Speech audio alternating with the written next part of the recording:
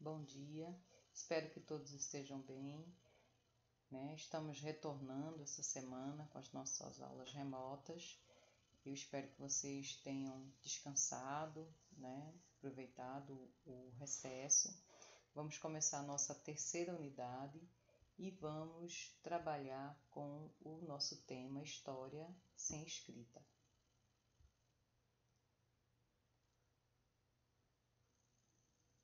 Então, vamos conhecer um pouco sobre essa questão, né? A gente fala sobre a pré-história e hoje os historiadores questionam esse termo pré-história. E vamos entender por que eles questionam esse termo pré-história. Então, nosso tema hoje é História sem Escrita. Será que a gente pode contar a história de um povo sem ele ter escrita? Então, vamos ver. Os historiadores entendiam que o conhecimento histórico só poderia ser produzido com base em documentos escritos. Por isso, chamaram o período anterior à invenção da escrita de pré-história. Contudo, a história independe da escrita e grande parte da história humana transcorreu justamente nesse período. Então, a gente vê que, independente da escrita, a gente consegue contar a história desse povo, de uma comunidade, sem ela ter escrita. E a gente vai ver como a gente pode escrever a história de uma comunidade se ela não tem escrita. Quais são os vestígios que ela pode, que eles podem nos deixar para que a gente conte a história? Diante disso, como podemos estudar a chamada pré-história? Como teria sido a vida dos seres humanos durante esse tempo?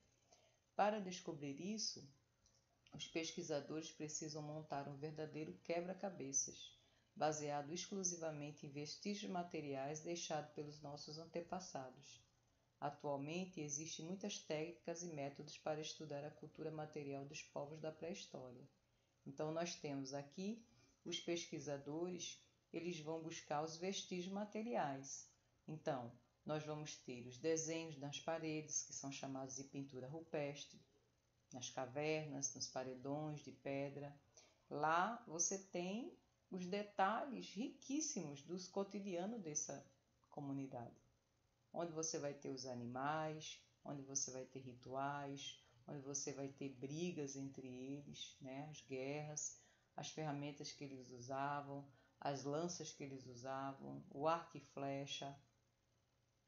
Tudo isso você vai encontrar nesses desenhos. Então, ele conta um pouco do cotidiano. Outro tipo de material são gestos de fogueira. Os ossos de animais são encontrados ali próximo. Eles vão dizer que eram os alimentos daquele homem que estava ali. Sementes de frutos também, a alimentação. Pedras lascadas, polidas, ferramentas que são encontradas, colares, que são chamados de adornos, o próprio esqueleto do homem ou do animal, cerâmicas, que são os pratos, panelas que eles faziam com o barro e faziam aquela cerâmica. Então, tudo isso pode ser recolhido daquele local, que é chamado sítio arqueológico, levado para o laboratório, que aí são as técnicas e métodos, e vão estudar ali a datação de quantos mil anos aquilo que foi encontrado, ele tem, e aí conta um pouco da história daquele povo que morava ali, que vivia ali, ou que passou por ali. Então veja que a gente não precisa da escrita para contar a história de um determinado povo. A gente tem outros materiais que a gente conta também a história. Mas nós temos também uma outra característica, certo? Desse povo dos antepassados. No entanto, algumas características parecem ser recorrentes nas sociedades sem escrita. Uma delas é o prestígio dos anciões. Então, diferentemente do que acontece nas sociedades industriais de hoje, em que os idosos muitas vezes são tratados como um aborrecimento e até abandonados pela família, nas sociedades agráficas eles assumem outras funções, como a de guardiões da sabedoria dos antepassados e conselheiros. Então veja que esses antepassados, eles cuidavam muito bem do idoso, tinham respeito a esse idoso, né? Colocavam ele num patamar superior a eles, porque eles eram os conselheiros, era o sábio daquela comunidade. Então, se eu precisava de um conselho, ia buscar lá com o idoso. Isso é respeitar o idoso.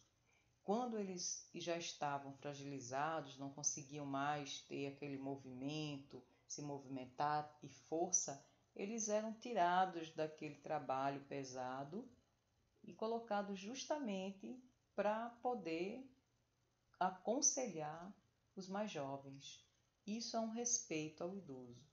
E aí ele faz uma ponte com o presente.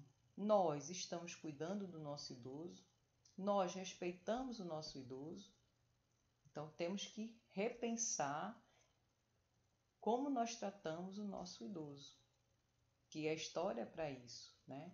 É para a gente ver os nossos erros e consertá-los. Ela nos dá alternativas para que a gente mude essa realidade.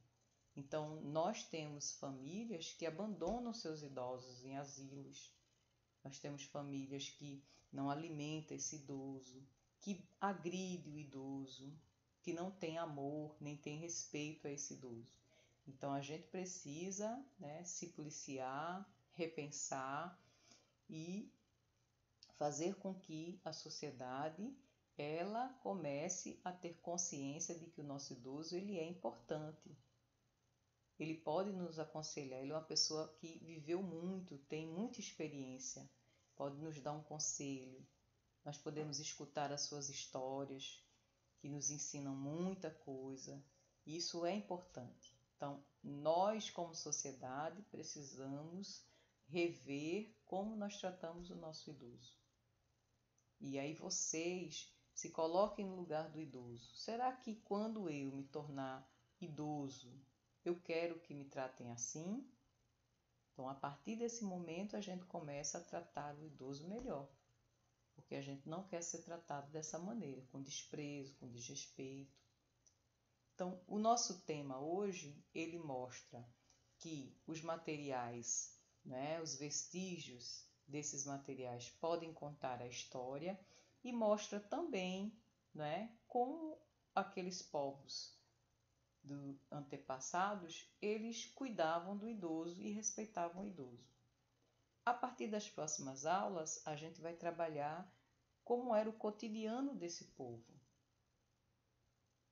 justamente a partir desses vestígios, né? Então, a história sem escrita, ela vai ser contada através dos materiais que são encontrados pelos pesquisadores. E a gente vai ver que tipo de material foi encontrado e como era o cotidiano desse povo, certo? Então, nós temos um link para vocês fazerem a atividade, releia o texto, escutem a aula, prestem atenção, façam formulário, porque é a presença de vocês, e na próxima aula a gente continua com o conteúdo sobre esse povo, né, que não teve escrita, mas tem uma história. Até a próxima. Tchau, tchau.